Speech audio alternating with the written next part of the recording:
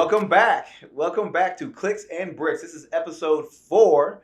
Today's topic we'll be talking about here today. Got myself, Brian, and Ken.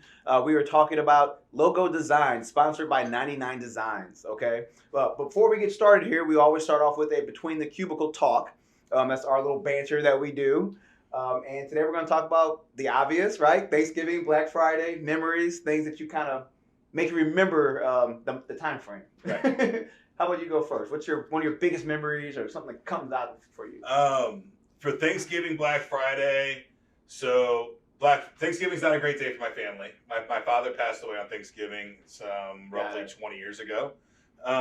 Growing up, we would go to Grandma Cox's house for Christmas, right? So probably, from what I can remember, 2 to probably 8 years old, we were at my Grandma Cox's house. I hated it. Absolutely hated it, right? Why'd you hate it? I'm not the biggest turkey fan. I'm a really picky eater, so you are pretty picky though. It was never really enjoyable. And then Grandma Cox, like typical, 80-year-old woman, plastic on the couches, giant ass TV with more 3 channels. TV. Yeah, she lived in South City, which back then was pretty. I mean, South City's still a decent area in St. Louis. It's patchy. Yeah, it's patchy. So I did kind of like walking around her neighborhood because it was way different than my neighborhood because I lived in the suburbs. So going to the city was awesome. Was kind of a different thing. I didn't know what alleys were, right? Yeah. But then after I'd probably say 8 years old, my mom and dad started going to Tunica for Thanksgiving every year. So pretty much did whatever I wanted to do on Thanksgiving, right? It was party day. Yeah, just kind of chill on my own. And then as I got older, I started working in the bars, and I learned about the day before Thanksgiving, which is the busiest bar night of the year. I guess that's probably not going to happen with COVID. Yes. Right? So a lot of bar owners, I feel you. Sorry, this kind of sucks right now for you, but we'll pull one out for the homies. Right. So then for a good solid decade, I was at the bars on the night before Thanksgiving. So Thanksgiving, I would just sleep all day, which was fantastic for me. So nice. Other than that, and then now we don't really celebrate it that much. We kind of just right. Probably what we're gonna do this Thursday is play Mario Kart, do a bunch of smack talking, and order some pizzas. I mean, that sounds like a pretty awesome time to me, man. Probably what we're gonna do at the Cox house on Thanksgiving this year. So that's awesome, man. You? Me, man. I think besides my birthday, Thanksgiving may be my favorite holiday. Really? And I say that because holidays are always crazy, right? You see family you had probably been seeing a long time. There's usually a lot of expectation around Christmas, and what I love about Thanksgiving is that I like to eat, and I can't wait to eat all the food. And usually people just happy for the sake of being happy. There's not too much pressure on Thanksgiving. Oh, because there's no gift exchange or anything like that. It's just getting together. Yeah, it's getting together. Yeah, eating. I can see that. Right, you made a dish. Let me eat it. Right, and then we're watching football, drink some beer. My time. But it's crazy though because, for one, I used to pride myself from being able to see how much I could eat. Yep. I remember one Thanksgiving I weighed myself before the breakfast meal and the dinner meal, before and after, and I gained a total of 10 pounds of food in one day. I know it's not healthy. I'm not proud of that, but I did it at the time frame I was. Right. And I'm actually excited this year that I'm only going to one Thanksgiving. Awesome. When in the past, I mean, Thanksgiving was like a rush, right? We're going to like 3 or 4 different places. Right. So I'm excited. I got one Thanksgiving, then one on Saturday, so spread out to get to have twice the food. Awesome. Great. And now I have to worry about gaining 10 pounds again. So wrapping it into today, for us at Hosterian, Thanksgiving is a pretty big day. The day Thanksgiving is not that big of a deal, but Black Friday is a big deal because we host a lot of e-commerce websites, from guitar sales to pipe sales to just anything you can imagine. And so there's a giant influx of traffic to people's websites. Right. So, I would say for the past 2 or 3 weeks, we've been preparing for, getting people servers that we know they're going to really ramp up a lot. I think there's a site that we host, Eddie's Guitars.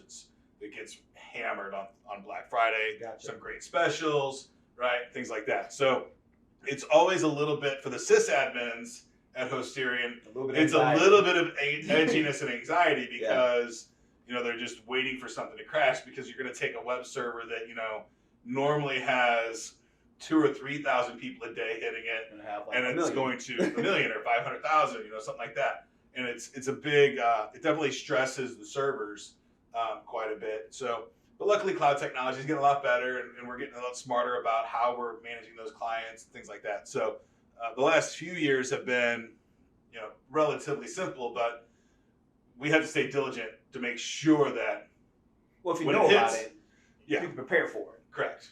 Right. I mean, I'm assuming that's key. It is wildly key, yes. Right. I mean, even if it's not on a Black Friday type of event, any type of website, if they're going to have a lot of traffic and Hosterian's hosting, they should probably let you know that. Well, hopefully they're working with us beforehand, right? And they're making sure that they have the right package. So, for instance, if you have a $3 a month web hosting package with a bandwidth allotment and things like that, going into Black Friday, you don't want to be changing your infrastructure in the middle of a crisis, right? At minimum, you want to make sure that you have, load balancers and firewalls set up so that if you need to add more resources to your environment, you can pretty easily. Not everybody thinks that all the way through, and they lose on that first round. But it generally only takes a business one time to figure out, oh shit, I had people trying to buy stuff from me and they couldn't. So next year I'm not going to let that happen again. Yeah. Right? I don't see too many people, or I don't see too many businesses that would stay in business that would happen to a lot. Correct. Yeah. Yep. Or you wouldn't be in business. Yes. So the smart guys, they figured out they make the adjustments early. Right. And whenever we go into Thanksgiving, we know how, or Black Friday for them, we know how to adjust it. So, gotcha. Right. And grow their IT load very quickly instead of re-engineering it the day of. I mean, I would assume that with all the stuff going on with COVID, people waiting outside, that's going to be gone. Right. Yes. I don't know. I have no idea what Black Friday is going to look like. Right. It's, I assume it's going to be more like electronic stuff, though, right? Right. Well, we live in St. Louis County, and so St. Louis County and St. Louis City are currently on lockdown, but you can drive 20 minutes to another county. That's not. And they're not under lockdown. So I don't know. I would imagine those stores are going to be really, really packed, right? Because people tend to overcome fears pretty quickly when tradition's involved. Right? Oh, yeah. And I know there's a lot of moms and daughters that have been doing Black Friday shopping for 20 years together, right? And that's a big tradition. And they're like, well, it's probably worth the risk to not miss it this year. Man, people do all kinds of stuff for tradition, man. Yeah. All kinds of stuff. Yeah. All right. Which we can segue right into our topic today, which is logo design. And I know that we've done a lot of things out of habit in the past, right? And made some mistakes. And that's why today's episode is sponsored by 99 Designs. And we'll put our logo up right here for 99 Designs so that you can check them out. It's a great service. If you've never used 99 Designs, what basic concept is you put up a finder's fee for a job to be done, and then they put it out to their marketplace, and then it's a competition. So it's the best of capitalism. Right. You get anywhere between 30 and the lowest side that I've seen is 30, and the highest I've seen is 170. I think we have 170 or 180 different people competing for a design. And what's great about it, what I like about most is, and I don't like this too, is that you get a lot of different designs. So I'm not a graphic designer, and I know what I like and I know what I don't like. Sometimes I can tell you that I don't like something, but I don't know how to tell you what to do to make it to where I like it. Well, you don't even know what to say, what you don't like about it. Right, it's like, that sucks, I don't like it. And but with 99 Designs, you get, and a lot of times you also have an idea in your head, like, oh, I want it to look like this, but then you see somebody, an artist, like a true artist comes and submits an idea, and you're like, holy shit, that's it. We just did that with the one that we worked on, a site that we worked on just not too long ago. Yeah. Was, an artist came with a concept that we nowhere near we thought about. Nowhere near nothing like we thought we wanted, and we're like, oh my god, that's it, and instantly. So that's what I love about 99 Designs. But where we've fallen into traps before is we are also partnered with Taylor Brands, and we don't have a partnership with Fiverr, but they're just a great service for a lot of things. And we've fallen in this trap of Fiverr of when we need a logo design, we kick it to Fiverr. And I'm not dissing Fiverr at all. They're a fantastic service for a lot of things. Right. I use Fiverr specifically all the time for voiceovers we build phone systems for customers from time to time, and we had to hire somebody to say, for sales press 1, for tech support press 2, for customer care press 3. And I hate hearing my voice on those so much because I hear them all the time. Recorded, man. So we just hire a Fiverr person. People love the British accents or the Australian accents, so we hire a girl to do that on Fiverr. But it's not subjective. It's very subjective on, it's a good sounding voice is a good sounding voice, and you move on, and it's literally you're reading these sentences. So it's a little more challenging when there's a logo. So you want to tell us about the last logo you sent to Fiverr and what ended up happening in the conversations that we had? Oh my gosh. So when it comes to trying to figure out where you want to go with your logo design, I mean, that's a loaded question. I mean, there's really not like it's a one fits all kind of thing. It's kind of there are a couple things that you need to consider though. Yes. Like the big one that I've always considered, and I've gotten into a trap here before is, and I might butcher this word, and Abby hates it when I do. It's called embroidery, right? I call it embroidery, and I think it's embroidery. Embroidery. I need to do that long O. I can see Abby just like ears coming out of smoke. She's like, "Oh, you're gonna get that at the library?" No, the library. Yeah. So obviously I can't say embroidery correctly, but if you do the logo wrong, like a lot of really tight lines, it bunches up whenever you do that process on your shirts. So there are some things in color codes, right? People want to do. Brian falls in this trap all the time. He makes things too pretty, right? He keeps adding to it, right? I'm like, it doesn't add anything. Take that out. So simple designs that get to the point with some kind of aspect that you want in there. So, but keep going on your story for that last logo because it took a while, and we ended up going to 99 Designs after. We ended up going to 99 Designs. So I mean, I've used Fiverr for a couple different logo designs before in the past, and I did it because a lot of times when I was starting business or I knew people trying to start a business, funds were tight. Right. And Fiverr started off, everything was $5. When they started, everything was $5. Yes. Everything was $5. So hence the name Fiverr. So I mean, I think I probably bought like 4 or 5 logos off of that in that process. So the problem I had is that, and they're good, fine logos. I still use the logos. They're still in, and the companies that have them are still using those logos too. So it's not like it's a bad logo at all. But the problem I came into is that I knew what I wanted, and it's a little bit harder in Fiverr to go through this process of trying to build a logo design if you know exactly what you want. If you want or the total opposite, if you don't know at all. Right, you have to be somewhere in the middle of that spectrum. You can't just be all or nothing. Right. And that's where my problem was. So I found one that had revisions. Well, I always look for ones that have revisions because that way I can have like corrections. I don't have to be just. I don't have to buy once, cry once. I don't have to keep crying about it. Right. So if you know what that is, if you're buying on Fiverr, make sure that you have revisions built in, and that's rework. So they submit it, and you have so many revisions built in that you can send the work back to them and say, "Hey, touch this up, or try making this purple, or try making a back shadow on this." Right. So those are. I want to see more of this image there, and you can point, and do all that kind of good stuff. And we ended up doing this for about a week, going back and forth. And I just was not happy about the product, right? It still didn't give me, it wasn't a logo I fell in love with. Right. And I definitely think that your logo, you should fall in love with it. Because I mean, that's your logo, right? That's going to be a big part of your branding. That's your colors. That's on your website. It's going to be on your t-shirts, your hats, your swag. I mean, you need to love it. You need to love it, period. And I just didn't. So it got to the point where you were like, dude, how much more time do you want to waste on that if you're not getting what you want? Right. So Brian used the term a little bit ago that I use all the time, and it's buy once, cry once. And Fiverr is drastically less expensive than 99 Designs. I think the package that we normally use at 99 Designs is $299. Yeah. But what that gets us, generally, it gets us anywhere between 30 and 100 or 200 different logo concepts, right? And since it's a competition, and the winner takes all, so they're hungry, they're fast. They're fast turnaround. You don't have to pay for revisions, right? Once you pay the $299, you get all these different designs, and you can you can rate them 1 to 5, and we have a very specific process that we've developed for narrowing these down because you get lost in the weeds fast. Correct. Yeah. So we came up with the process on how to vet these different logos, and we use 1 star or 3 stars in the beginning, and because in 99 Designs you got two different buckets. You got right. The first 1 to 3 rated. stars, and you got 1 to 0 to 3 when you stars. first get them, they're all unrated. Right. So that's the first part of our process, right? Is that you want to rate it.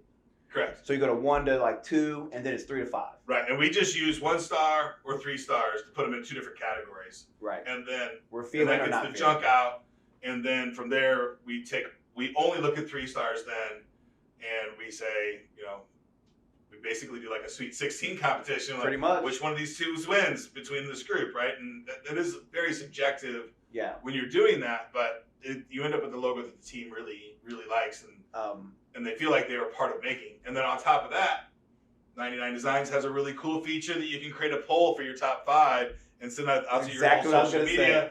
And that's really cool. Which then gets a lot more feedback as well. Right.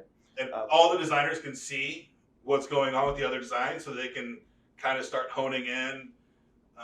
The process, the last time we did it, it turned out that we ended up with like 5 very similar looking logos, and it was all the same artist. It ended up being the same artist. That's the crazy part about it. It was all the same artist, so it's like, okay, this person, they know what we're looking for. Right. Like, they hit it. So it's really cool, right? I mean, you have a lot of input throughout the entire process. So even if you don't know where you are, they'll help you find where you are just by being a part of the process and following through the process. Right. As long as you go in with not like a idea besides anything that you want a logo that you love, you're going to be great. So for this particular project, we'd already spent probably $25 on Fiverr, and I think I did that. And the customer was like, "Let's go live, let's go live, let's go live." They're really in a big hurry, but they don't have a logo chosen yet, and we're trying to figure out how to get the logo for them. And we spent a week in this one process, just burning through time and energy. Right. And we're like, man, I don't think. And we were so far away from a goal, right? Like, we didn't even have anything that we liked.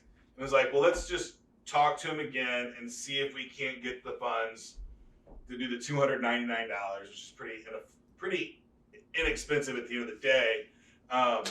Although I was just listening to, I can't think of his name, the guy that founded Nike. He paid $30 for the Nike Swish logo. I mean, it's a check. Check. So the Nike Swish logo, the story is that he paid the girl $2 an hour. It took her 17 hours to make the logo between revisions back and forth. But what he did do is he gave her, I think, 100 shares of stock when they went IPO. She never sold, so she's still over. She's a millionaire today for that logo. That's awesome. But it's a great story. If you have a chance to look up the Nike logo story, it's a great story. I'm gonna check it out now. Yeah. I'm definitely. It's in the book. So go ahead and look for the first question, Brian, and get the first question. And Let's I'll go ahead find and get this thing started. The book that is in. So, logo design. All right. Our first question comes from Norman. Norman says, "What makes a good logo?" What makes a good logo? I think it's got to be simple, and it's got to tell a story. So using Nike Swish, it feels like motion, right? The Nike Swish, I believe the original Nike Swish is blue, which represents the blue ribbon for winning the race. Because Nike... It's a running shoe. Right. Nike's first name before they were Nike was Blue Ribbon. Did not know that. Yeah. Interesting. So that has some meaning, right? And a lot of Nike Swishes are blue.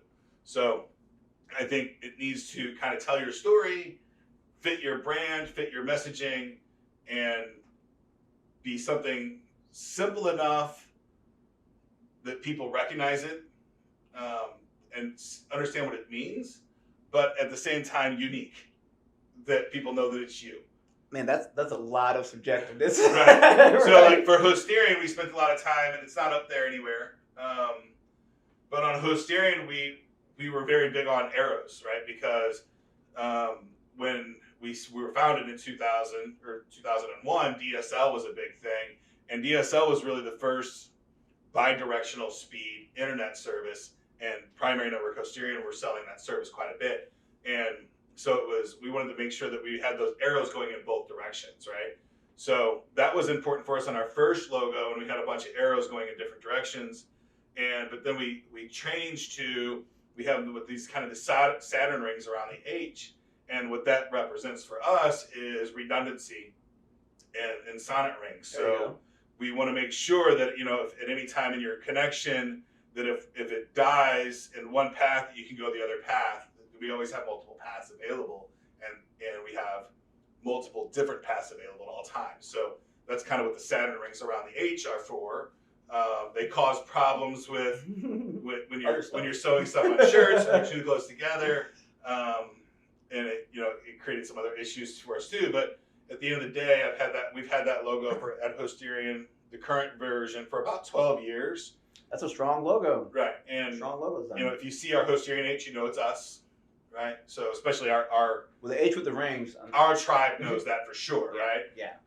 If you're not familiar with Hosterian, then you wouldn't know that. But our tribe knows that for sure. Adidas is crazy, right? They have 3 stripes, but they're 3 stripe life. They own it. And if you know anything about me, Adidas is hands down my favorite shoe, right? This is before tennis shoes used to be built in Germany. Now they're built in Japan, or Nike's built in Japan. Gotcha. I believe Adidas is still in Germany. But I really just love, and Adidas are just made for wider feet. And I got white feet. Guess what? I'm a white guy. I got white feet. So I've always just liked their shoe because it fit me better, right? And that's why I really go down that line. But there you go. What's the difference between Adidas's logo and K-Swiss, right? 2 stripes, I think. The K-Swiss also has the armory, right? The little armor. They have a badge. They have a badge too. So they have a couple of different things that differentiate them. But 3 stripe life, that's Adidas, right? They've nailed that down. So they absolutely have. They right. absolutely have. And Nike's hilarious too, right? Because the Nike swoosh is Nike's logo, but it's so much you don't even need the words. But so is Jordan's silhouette. Like Jordan's silhouette is synonymous with Air Jordans. It's not even. Yeah. Like if you see a silhouette of Mike Jordan, is that right? Yeah. Michael Jordan? Yeah. Michael Jordan. Mike Jordan. Weird saying Mike Jordan. It doesn't flow very well. So if you see a silhouette of Michael Jordan, like that. You don't think of Chicago Bulls. No, I don't. You think of Nike. Yeah. Right? So they've taken a logo, their main logo, and then have this other variation of its own brand inside of itself. I guess actually when I think about Air Jordan, for a long time, I remember I didn't even realize it was a Nike shoe. Oh, really? Because I'm like, that's Jordans. Well, kids today are wearing Jordans, and they don't even know who Michael Jordan is. They just know that this shit's a cool shit, right? And I'll tell you, I do have one pair of Nike, and they're Jordans. Right? I got a pair of Air Money Jordans. So. See, I've never owned a pair of Nikes for the mere fact that everyone else owned them. Yeah. And it made me not want to do it. Okay. Not many people have the Air Jordans. Hey, when I was younger, everybody had them. Oh yeah, true. Everybody had them. Mike was still playing. Yeah. But for me though, what makes a good logo is similar to what you said too. I like to add on to it because I think that it has to represent something that you give the client, so they can look at that and say, okay, that's what I want, that's what I have.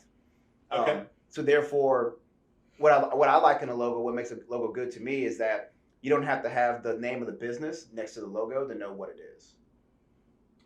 I would agree with that. It gives you another component to it to have a logo and words together. So together they're there, but you can start your branding with that, whatever that if you image can pull it is. off. Yeah, right? yeah. And AT&T though has just adopted AT&T into their logo, bingo. right? I mean, their name is. If you can get a 3-letter name in today's world, you're winning. Yeah. Not too many of those left now. So something like that, I really think makes a good logo.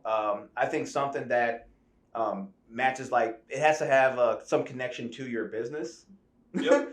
I know that sounds like that's shouldn't be talked about, but some people's logos make no sense till it comes to their product. Yes. So I did a logo not too long ago, and I had a conflict with the client, and it's Langley Law at the end of the day. So I'll just put it out there. So we were building a website for a client, and it was a law firm, and he really, really wants this highly ornate leaf.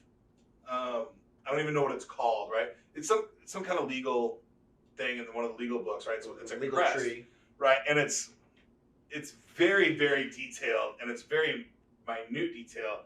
And I told him a bunch of times, like, man, I can't get this logo on a lot of stuff in high resolution, at least the one that you've given me. It won't look good. And it was a challenge, so I remade him a different logo, and I used Taylor Brands for that one. And it turns out very, very simple. So if you want a logo that's very, very simple and it's like initial based with some stock art kind of around it, Statue of Justice or something like that, Taylor Brands is a great place for that, right? It's not going to be a crazy in-depth logo, but it will be very, very basic. And his logo now is like a capital L, and then the language behind it. It's got kind of a shield behind it. And it's just black and white. It's very simple, straightforward, but it says what he does, and it works a lot. But now he's using both, and he uses kind of the flower whenever it works because he likes it, and he uses the capital L Langley in other scenarios when it doesn't quite work. So if you have really high detail and the artist didn't make it in the right format, when you shrink it down onto some formats, it just looks like shit. Like, I'm like, dude, this looks really bad. I don't know what to tell you. Like, it does not look good. So I don't want to tell you to keep using this. You have to find a different solution for those things. And sometimes you fall in love with something that just isn't good, right? I mean, we all have first girlfriends and exes that we fell in love with that they just weren't good, right? We thought we did. They thought it was good. Guilty pleasures. Yeah. So and then I love drinking, but I can't do it all the time. I gotta drink water too. You might move on. You might visit that every now and then and continue with life. But I think it's important to recognize if your logo doesn't scale in multiple sizes, especially today, because you got to put that logo in so many different locations. Right. That. If you have just for a long time, the main reason we changed the Hosterian logo was Facebook. Our logo was really long. It was a horizontal logo. We didn't have any square logos. And Facebook came out and Twitter came out, and we couldn't fit it in our profile. So we were obsolete on so many social media platforms cut it off with our logo. That we were literally like cutting out and making this abstract art piece out of our logo so that we could fit it in these different social media brands. And it was just miserable, right? It was like, well, that's not our logo. That's something different, right? So and that's part of my point. I think having what makes a logo good is that you can have that option that you can have just a piece of it here and you have a bigger one too. Because I also like when I look. We have your logo and your logo font. Yes. Which your logo is just the artwork, the piece that stands all by itself. A lot of times you use that for your favicon, which is that little box up by your address bar, right? And that's a 15 pixel by 15 pixel square, so it's super tiny. But you want people to be able to recognize it when they see it in the address bar, right? So those little details are important. Right. And that's exactly why I like logos like that. I like it to have two different pieces of it. I like because that way you can. I mean, think about it. Like Nike just has a check on the hat. It doesn't say most of them don't say Nike. It's a swoosh. Or I'm sorry, it's a swoosh. A swoosh, not a check. My bad, Nike. Yeah. But I think about stuff like that. I'm like, okay, where can I put this? And I'm like, okay, I can see what that is. I know what that is. Right. Just look it on a shirt, hat, on a sticker on a car. Right. When I want to put this and like say, yes, that's who, whatever company or brand or this that is doing. Do I like how that looks? And I think if it's gonna be your logo, you should absolutely love it. Having a logo that you don't love is bad, I would say. Well, if you're a business owner or you work for a business and you don't like the logo, I mean, that's a problem, right? Because you have to be able to you have to paste your logo in so many places all the time. If you don't like it, it's going to bring a negative attitude for you, right? Yeah. And anytime you're in business, you want to try to remove as much negative as possible because trust me, you're going to have plenty of it. If you don't need to add all more. On your own, you don't need to add any. So, as most things in life, if you don't like it, you should change it. And is one of my big mantras. So, yeah, definitely, you need to fall in love with your logo, and you need to shout it from your rooftops every single day. Post it everywhere you possibly can. Tell everybody what it is. Brand it. You got to brand. You have to brand that logo so people recognize what that is. Yes. One of my first businesses I started, Montgomery Enterprise. My logo was really simple. Got it at Fiverr, $5. Right. And actually, funny story. The person I hired at Fiverr to make the logo, he did not get it to me in the time frame he said he would give it to me. So he gave me back my $5. Okay. So I actually got the logo for free. Oh, and still gave you the logo. He still gave me the Nice. logo because he didn't meet what he said he was going to do, Right. which I thought was awesome. But the one I picked, it's the logo said just ME, and the M is next to the E. And I picked it because people say who you work for, and I wanted to say me. Right. That was the whole point of it. Yep. Me. So I've got an interesting story on Fiverr. We just did a logo on Fiverr about 2 or 3 months ago. Which one? And we had the logo made, and we got it back, and the client said, "Hey, I like this logo," and they gave us a logo, and we sent it to Fiverr, and we got it back, and we literally probably had $1,000 of merch printed. Oh. We have all this stuff printed, and then somebody's like, "Hey," and they showed us the competitor's logo. Really close to my competitor, man. And it was really bad. It was, and I didn't catch it when we did it, but it was direct plagiarism. So I think another thing, a good thing to do would be a right click on the image and do a Google image search. Yes. And see if it's out there. If you're not going to hire an attorney to do a really hardcore copyright and trademark search for that logo, I mean, it's going to be hard to... Technology at its finest, man. It's going to be hard to really steal a logo unless you're... This was blatant plagiarism. It was no doubt about it. It's pretty bad. Once it was brought to our attention. But I think before we spent the thousands of dollars in getting stuff printed up, a very quick right-click Google image search... We would have found it. Probably would have shown it to us and be like, "Oh man, there's no way we can use this." Yeah. So now their kids have night shirts, I guess. So, or they have shirts to go paint with. Now you can go paint, or you got to go work out or do some stuff. You want to get your clothes dirty, you got a shirt now. So sometimes if you're at 99 Designs, they're giving you the rights to the artwork, and the artist is saying this is an original rendition. And you don't get that with Fiverr. So yes, you might save a little bit of money, but you also might be plagiarizing yourself and stealing content long term if you don't really be careful.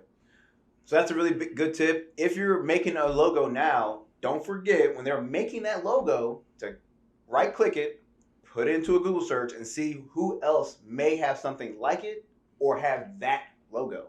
And if it's really close, I would just back out and go a different direction. Absolutely. If it's similar but not too close, I might talk to my lawyer. And if I didn't find anything, this has saved my ass drastically in my life, is when I was doing due diligence, I take screenshots of the Google searches and I just save them in a folder somewhere, right? Because I got sued about 12 years ago. I got sued for copyright infringement and competition in the marketplace. Not for logo design, but for a domain name. It was called ispinthebottle.com. And eCrush sued me for trademark infringement. And I ended up winning the first couple cases, but they just kept suing me and ended up running me out of business. But I won the lawsuit that they sued me for. And when I did my due diligence, I literally had searched for it. And I just saved my screenshots. And I had them in a folder for when I was searching for the name that I was looking for. So nice. if you're not going to hire an attorney, at least do some due diligence, do some Google searching, do some Google image searching, and if you can't find it in the first 3 pages of Google, then you probably haven't done any damage to that business because they're not relevant. Anyway, right? If you're not in the first 3 pages of Google, then I don't think you're a relevant player in that industry. At least locally. There's a saying in the industry, where's the best place to hide a dead body? Third page Google. Because no one looks there. Right? Yep. All right. So Norman, hopefully that answered your question. Moving on to the next question here. How do I design my own logo? And this is by William. So, and I've not designed myself a whole lot of logos. I have done a couple of them. The 2 logos, the logo that I've done myself that probably has the biggest following, it's got almost 200,000 followers on Facebook, is Live, Love, Hunt. And I spent a lot of time with the founder of the company looking over what she wanted to gain from that logo. And she wanted it very simple. And it ends up being a heart that represents actually fishing hooks. It's 2 fishing hooks put together with the ends cut off, and it makes this heart. And then from there we abstract it. So I think finding something in the real world that you can represent, and then turning that into an abstract piece of art. And for me, what that means is removing detail. Right? So, and making it more of like silhouettes and then putting those things together. So, and I'm by no means a graphic artist. I'm pretty good with Photoshop, and I kind of have an idea of what a lot of different social media platforms are looking for. But I would not throw my hat in the ring for a whole lot of logo design, right? Hey, I'm all the way there with you. Yeah. I have no idea. I'm worse than at best, I'm a novice at Photoshop. Yeah. So I would say you would start with what are some real world things that represent your brand. Try to, put them, literally take those things, put them out on a table. See if you can come up with some kind of design with those things. Like what are those like a dream board? Yeah, dream boards are. I don't use dream boards. My daughter does. She loves them. She swears by them. So and they work for a lot of people. That's true. I'm a little bit more of a list person, and knocking out my chores than a dream board kind of person. But so that would be the only advice I really have is take the real world objects, put them on the table, move them around, say, hey, can I make some kind of well-known shape out of these things? And then from there, silhouette them and try to make some real world kind of thing or some kind of symbolism out of those things. Kind of help you create some creativity in the process. But I would say today, 99 out of 100 times, if you say, hey, I need a logo, I'm going to say, let's hire somebody to do a logo. Right? I mean, that was going to be my answer. Don't do it. Unless you're a logo designer, you should not be designing your own logo. And I would agree with that. Unless it's a hobby of yours. I mean, I'm not a dentist. I don't pull my own teeth. I was really close to this particular person. She's my wife. And so well, that's good to know. Yeah. You guys are close. So she did not want to hire somebody to do it. She's a very, very frugal person. So she was like, hey, we can make this with between the two of us. Like, yeah, okay, we'll give it a shot and see what happens, right? And I love the logo today. It looks great. Some bumper stickers and things like that. So that's cool. And it's a really neat little niche community that she's created for female outdoor enthusiasts, right? You just kind of brought something to my attention that I don't know why I just stood out. But that logo had to speak to that specific niche. Right. So I guess that's part of creating your own logo is to know who your niche is, who your audience is. Who is your audience? So you know like what things they're looking for. But something you just you mentioned that I didn't want to step over because I think it's really important is that you went in with let's just see how it goes. Yes. Right. I mean, if you lower that expectation and kind of just open the door that I don't really know what it's going to be, but let's just have some fun with it. Right. You'd be surprised how many things just end up working out if you just lower all the pressure, bring all that away. I still think it was probably a mistake to make it ourselves because we spent crap ton of time on it. Every bit of 100 hours of labor on it. 2.5 weeks. Man. And I probably and I know that I ended up doing this. I had the basis of design done, and I still probably sent it to Fiverr to get it done. Right? I'm pretty sure we had a pretty close, and there were some things that I just didn't know how to do in Photoshop, and I'm like, man, this is so close. I'm gonna send it to the Fiverr guy, and and when you're talking about like really fine-tuned edges and like kind of some 3D flair kind of stuff. I don't know how to do that stuff, right? And that's why I say to hire someone else. Yes, that's my advice for it. If you're not a professional logo designer, hire somebody else. Hire somebody else, right? Because it's going to remove all that frustration. It's going to save you a crap ton more time. I mean, to me that's the most valuable thing that you have in the world is your time. Yes.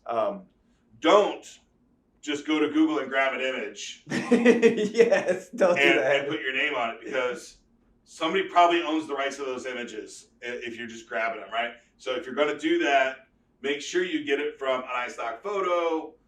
The link up here for iStock photo as well. And lawyer up. So and pay for the rights and look at the different licensing agreements that they have for that artwork that you're... Could be a time frame on it. Yes. Pickabay. Pickabay.com is also... Pickabay is a great resource for free artwork. But even then, they'll have littered in there sponsors for different places that you can buy it. So don't just right click save as.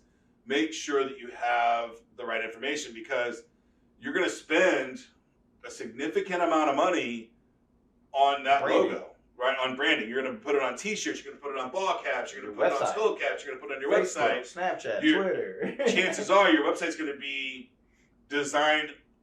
The base of the design for your website is going to come from concepts that the designer got from your logo, right? Specifically color schemes at minimum, right? So, right. but if your logo has really fine, sharp edges, then they'll implement those kinds of features into your website. If it's nice and bubbly, they're going to do nice and bubbly kinds of things on your website. So it's all together. You're going to spend a lot of money on your logo long term, and changing it is a nightmare, right? So I mean, we have tools that it's easy to change your logo across 75 different social media platforms, but it's only 75, and I'm going to guarantee right you now, not 75 right now. Yeah, and 75 or more. 78. I'm not sure what the total is in our list builder, but beside the point, I promise you that I put it somewhere that tool doesn't use, right? On invoices, on letterhead that you have to throw away if you change that logo. So it's just over the years you put a lot of effort, energy into putting that logo on things. Changing it is no small task. It's a pretty big deal to decide on your logo. Right. I mean, at minimum, you're going to have a couple $100 in business cards probably printed out. Forgot about the business cards too. Right. And then you should throw those away if you change your logo, I guess. Right. So I mean, it absolutely is a big decision, which goes all the way back to my original point. Hire someone to do it.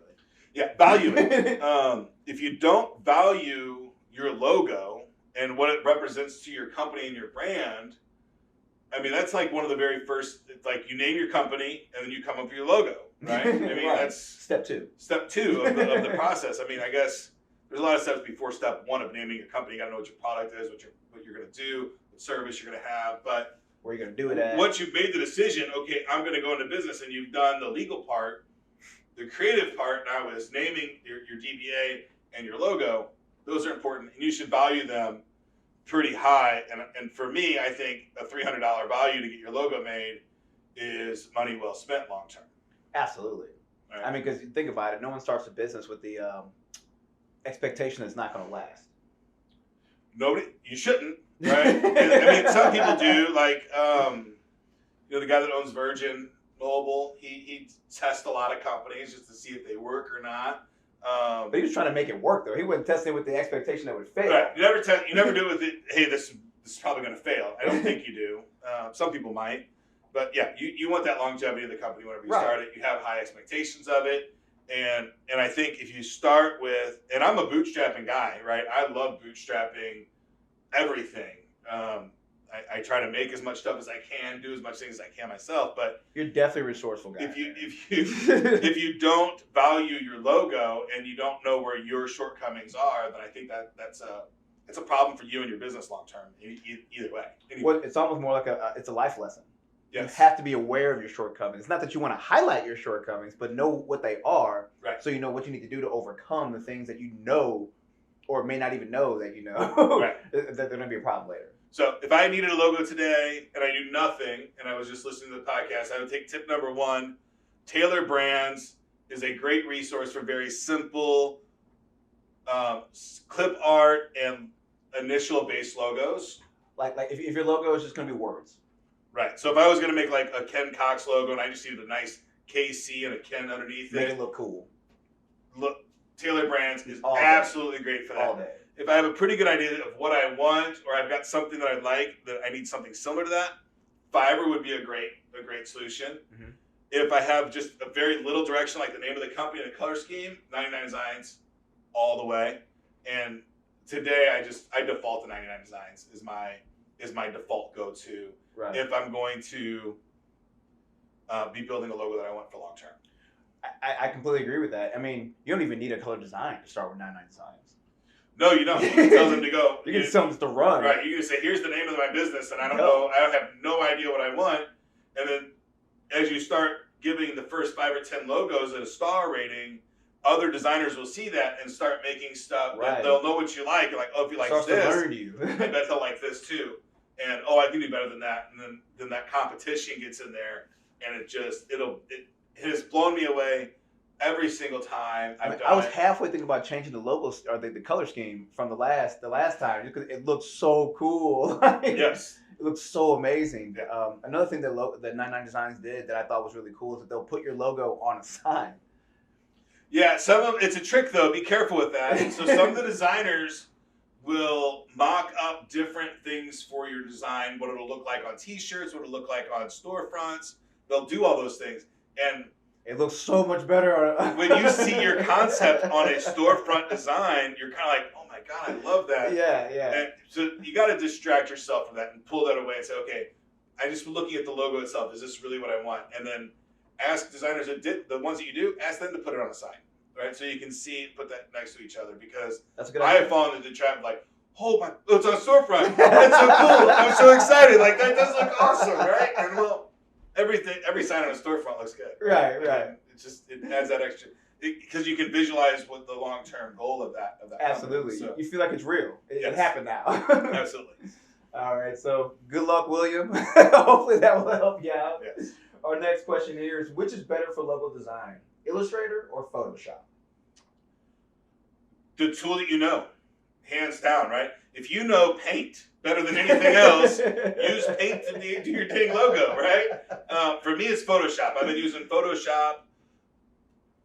Geez, feels like my entire life, right? I used Photoshop back. When did I leave WashU?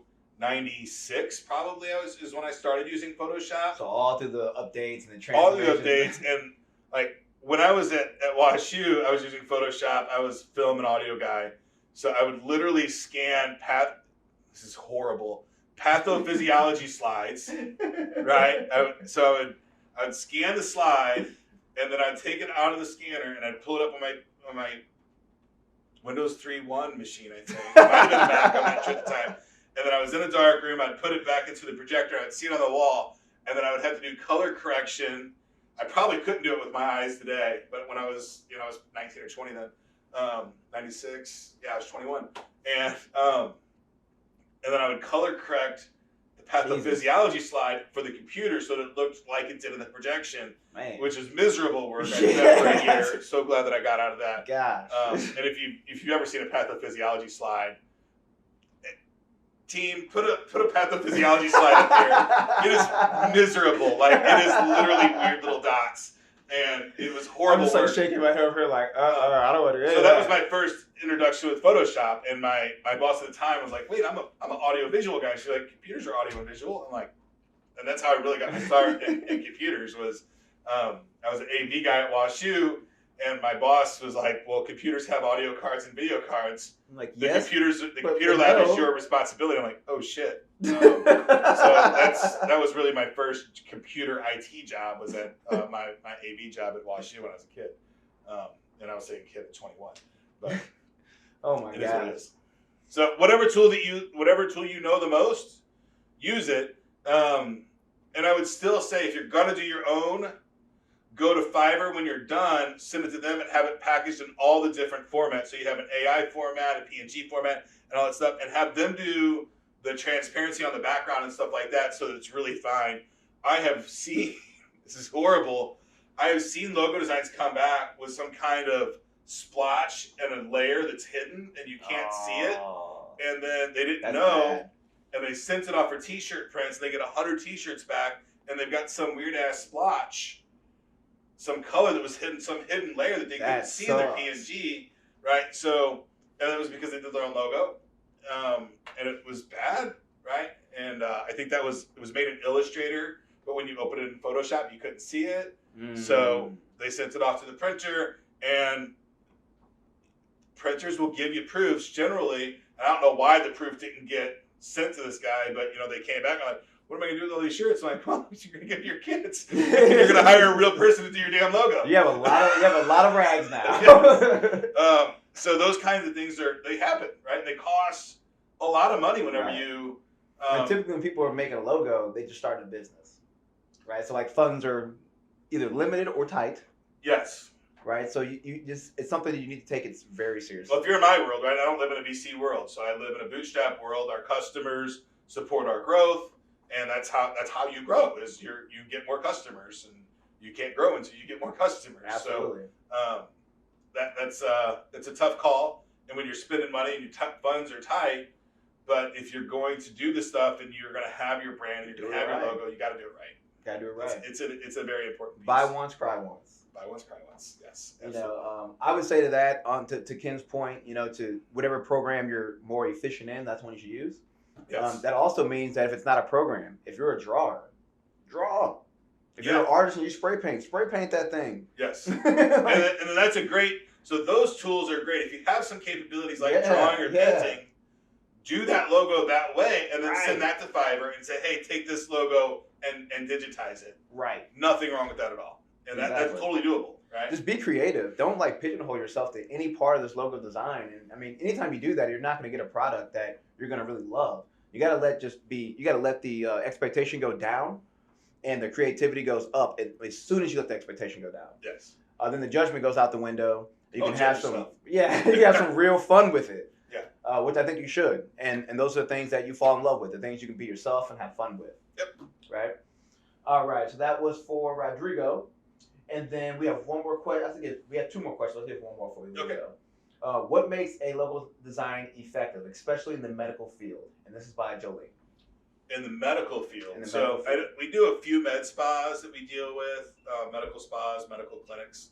I don't have a lot of great advice for that. I would say, I'm sure there's some kind of medical website design specialist out there that can give some more input.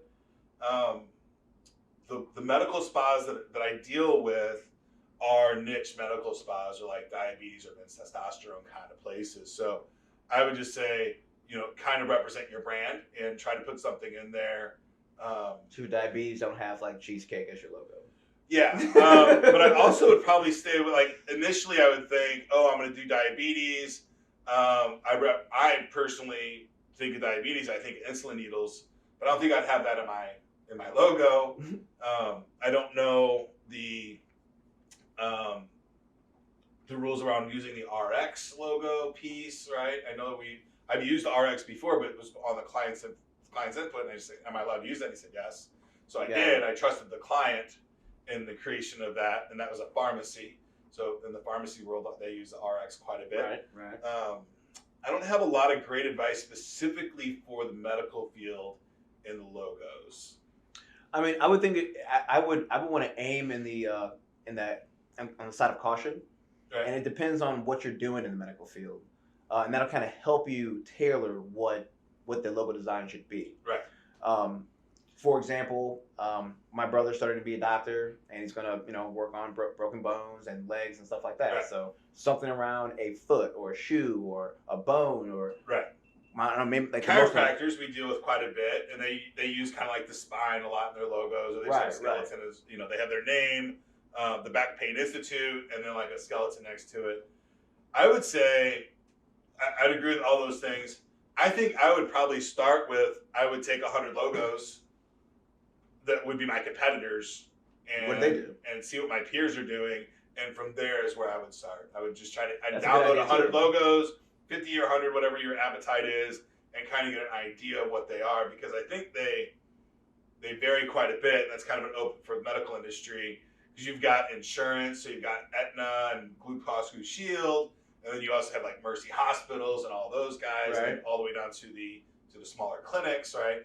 So they're all different. There's a lot of different verticals inside that medical industry. So it's hard to say. I would look at my competitors first. I think hire a professional.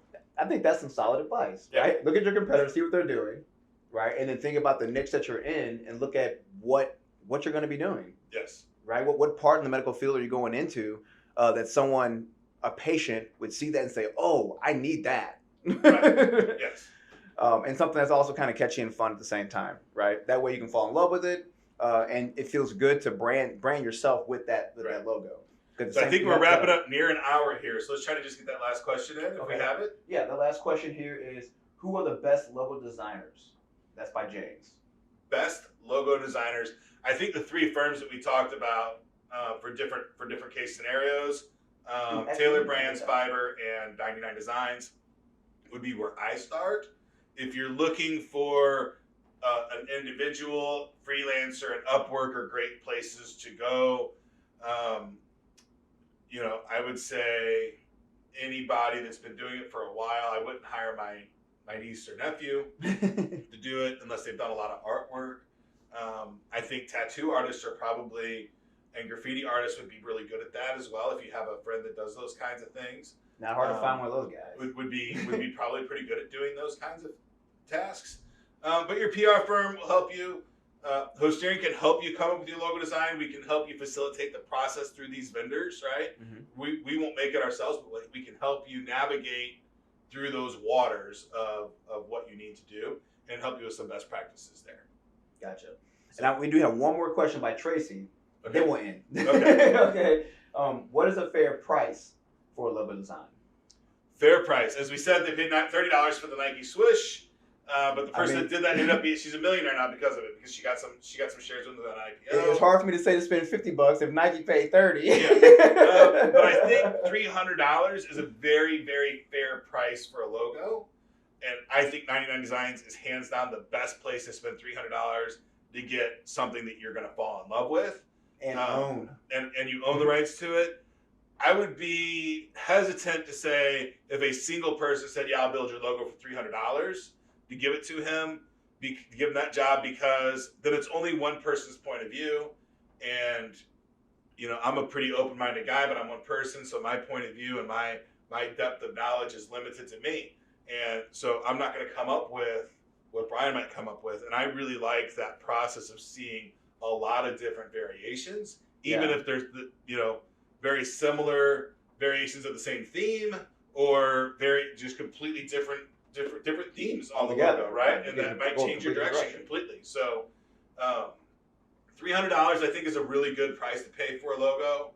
It's you should get something very good and solid that you like, but it's not going to break the bank.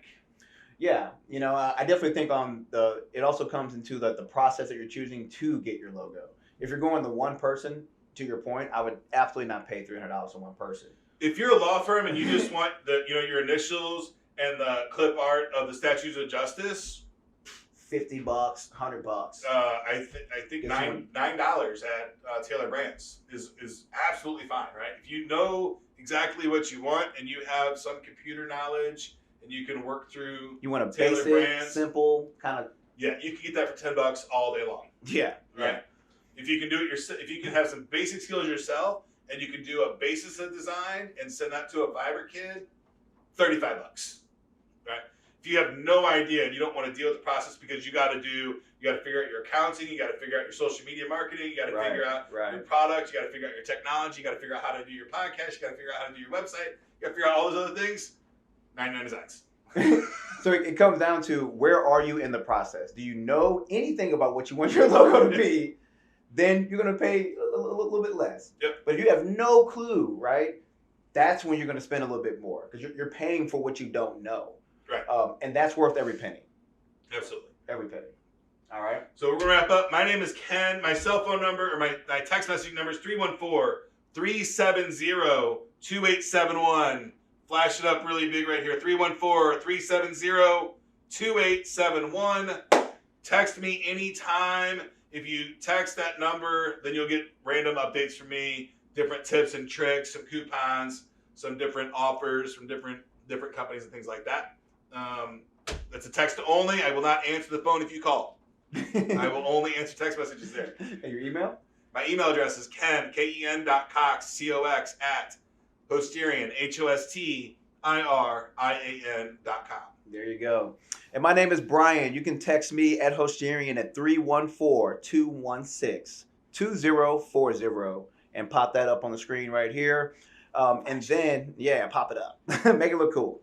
And then my email, BRIAN .Montgomery, MONTGOMERY at Hosterian, HOSTIRIAN.com. All right. See you guys next Tuesday. Next Tuesday, 5 p.m. live. This podcast will be live on all the platforms on next Tuesday. Yep. And it will be up on YouTube as soon as we get the video back. Absolutely. And we're on 8 different platforms, so you can find us. Check us out on Spotify, Apple Store, all those fun places. Google, all over the place. Okay. If you have questions, things you want to, topics you want us to see, or you want us to talk about, let us know that. Email or text. If you have questions, email or text, or hit our Facebook page. And if you would like to be a guest on our podcast, also email, text, or hit us up on our page, and we can talk about what topic fits best for you and what you want to talk about. Other than that, you guys stay working hard, stay committed. We'll see you guys next time. Make it count. Get to work. Let's get it.